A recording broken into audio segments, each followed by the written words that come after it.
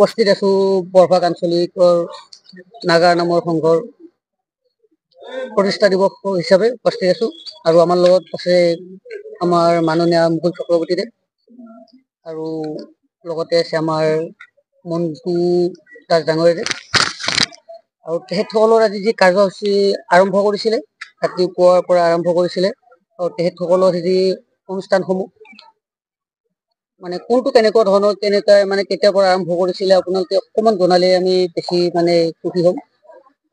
ধন্যবাদ। আমি আজি ৰাতিপুৱা 8 বজাৰ পৰা আমাৰ কাৰ্যসূচী আৰম্ভ কৰিছোঁ। আমি প্ৰথম কাৰ্যসূচী আছিল আমাৰ বন্তি প্ৰজ্বলন অনুষ্ঠান।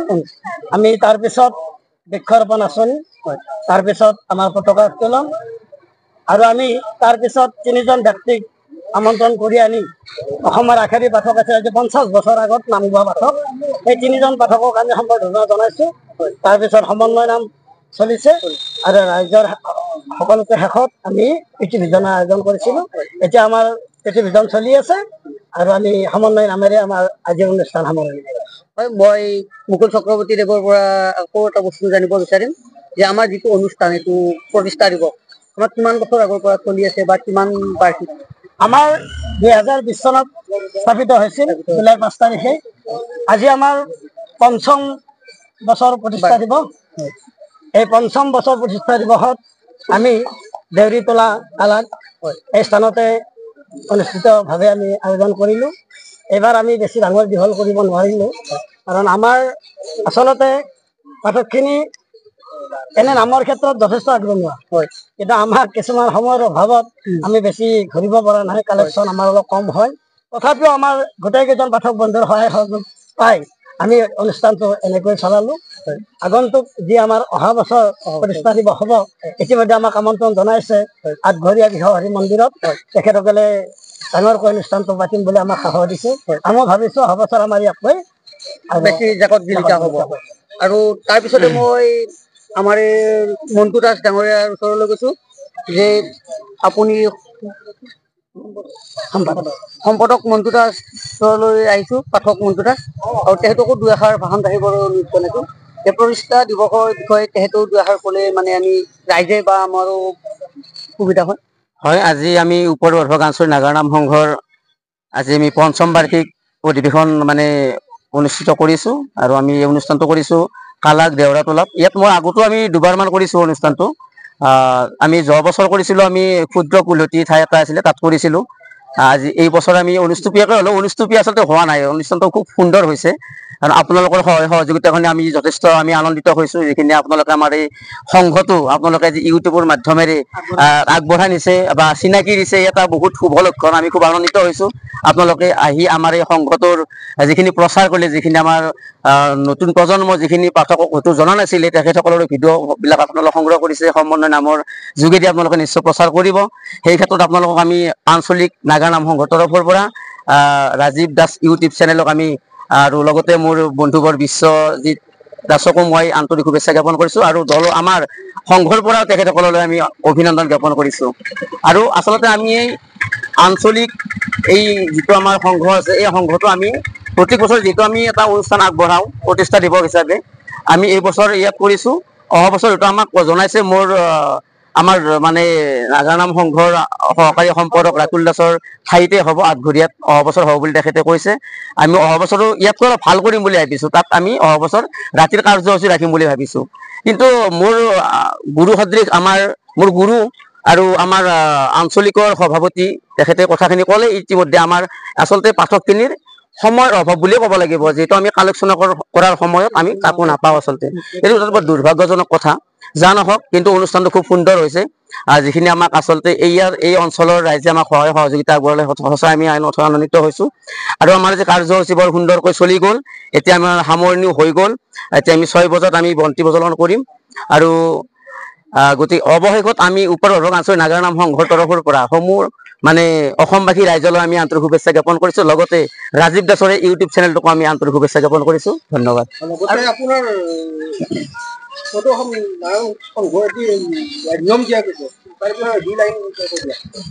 আৰু এইখিনিতে মই মুকুল চক্ৰৱৰ্তীদেৱৰ ওচৰলৈ গৈছোঁ যে আমাৰ যি পাঠক সমাজ আচলতে বৰভাগ আঞ্চলিকৰ আচলতে যিখিনি পাঠকৰ মানে যিমানখিনি আগ্ৰহিত দেখিব লাগিছিলে আজি আপোনালোকে হয়তো সিমানখিনি আগ্ৰহ পাইছে নে পোৱা নাই?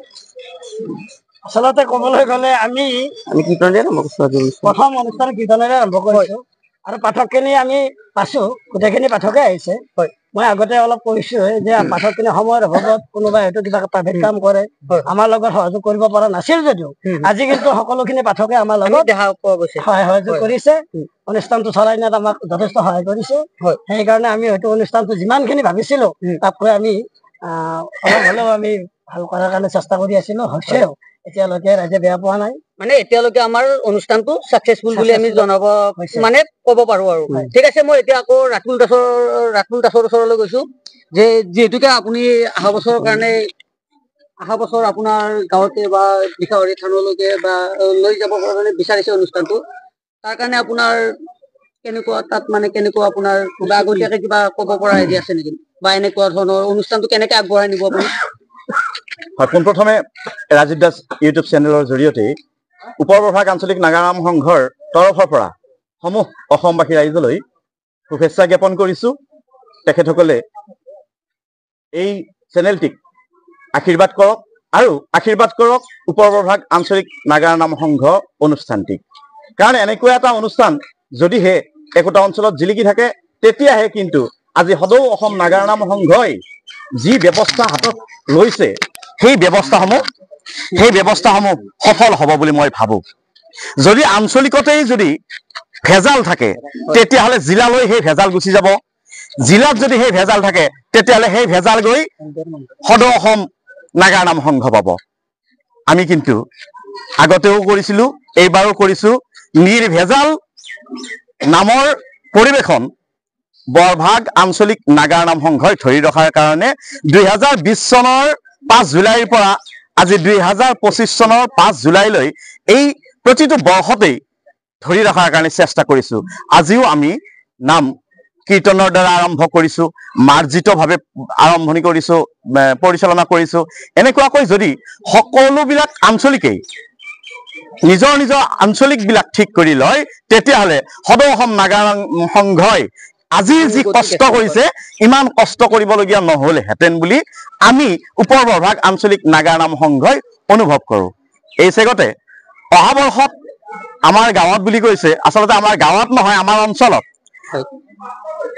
যি 6ষ্ঠ বাৰ্ষিক উত্তৰ বৰভাগ আঞ্চলিক নাগাৰাম সংঘৰ প্ৰতিষ্ঠা দিৱস হ'ব, সেই প্ৰতিষ্ঠা দিৱস ভাগি আয়োজন কৰাৰ উদ্দেশ্যে আগবাঢ়িছো। সদৌ ধৰ্মপ্ৰাণ ৰাইজৰ আমি সহায় সহযোগিতা আৰু আমি শ্ৰদ্ধাৰে কামনা কৰিম। সকলোৱে সহায় সহযোগিতা আগবঢ়াব লাগিব। নিশ্চয়কৈ আজি 5ম বাৰ্ষিক প্ৰতিষ্ঠা দিৱস কালাক দেউৰীটোলাত অনুষ্টুপীয়াভাৱে যদিও আমি উদযাপন কৰিম বুলি ভাবিছিলো, তাতকৈ বহুখিনি আগবাঢ়ি গ'ল। আমি আশা ৰাখিছো আজি যদিও ইয়াত ৰাতিৰ অনুষ্ঠান নাই, আমি যেতিয়া অহা বৰ্ষত অনুষ্ঠান পালন কৰিম ৰাতিৰ অনুষ্ঠান নিশ্চয় থাকিব। দুগৰাকী অসমৰ আগশাৰীৰ নাগাৰ নামৰ পাঠকক আমন্ত্ৰণ দিয়াই আমাৰ 6ষ্ঠ বাৰ্ষিক প্ৰতিষ্ঠা দিৱসৰ প্ৰধান লক্ষ্য।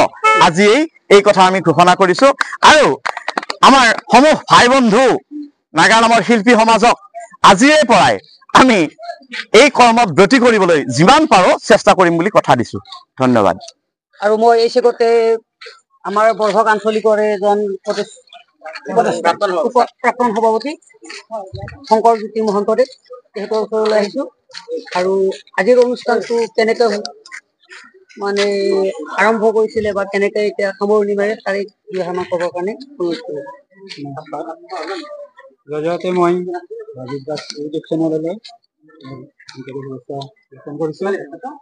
আজি আমি অনুষ্ঠানটি ৰাতিপুৱা 8 বজাৰ পৰা আৰম্ভ কৰিছিলো।